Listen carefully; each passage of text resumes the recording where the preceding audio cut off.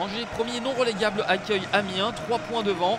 Battu à Rennes il y a une semaine, le score reste néanmoins sur 2 victoires au stade Raymond Kopa. Ce n'était pas forcément le cas en début de saison avec 0 victoire lors des 8 premiers matchs.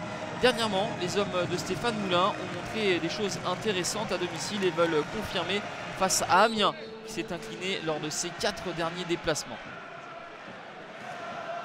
Les hommes de Stéphane Moulin sont dominateurs dans ce premier acte avec des Amiénois avec leur maillot rouge extérieur qui sont très proches de la surface de Régis Gürtner. Gürtner qui commet une énorme faute de main dès la 6e minute suite à cette frappe de Billy Kekteoponfon. C'est Pierrick Capel qui a suivi pour son 2e but de la saison. 6 minutes de jeu simplement et le SCO mène 1-0 grâce à ce bel enchaînement collectif. La talonnade de Toko Ekambi, la frappe de Billy Kekteoponfon et Pierrick Capel a bien suivi. Et coup dur par la suite pour les Amiénois. Serge Gakpé se blesse avant la 20e minute. Entrée d'Harrison Manzala.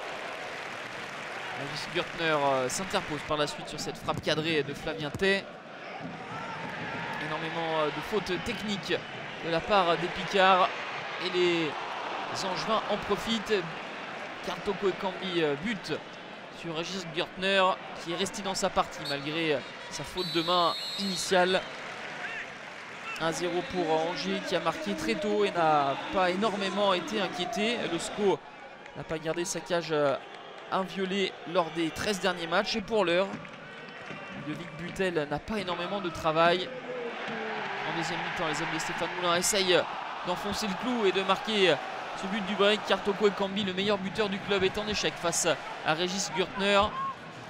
On le retrouve quelques instants plus tard, le Camerounais avec cette passe pour Pierrick Capel. C'est cadré mais pas suffisamment appuyé pour mettre en danger Régis Gürtner. Mais globalement, les Angevins ont dominé les débats. Timide réaction des Amiénois avec ce centre capté par Ludovic Butel.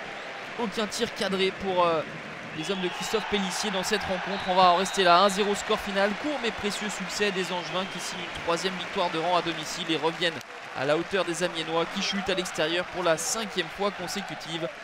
Les deux formations comptent simplement un point d'avance sur le barragiste troyen.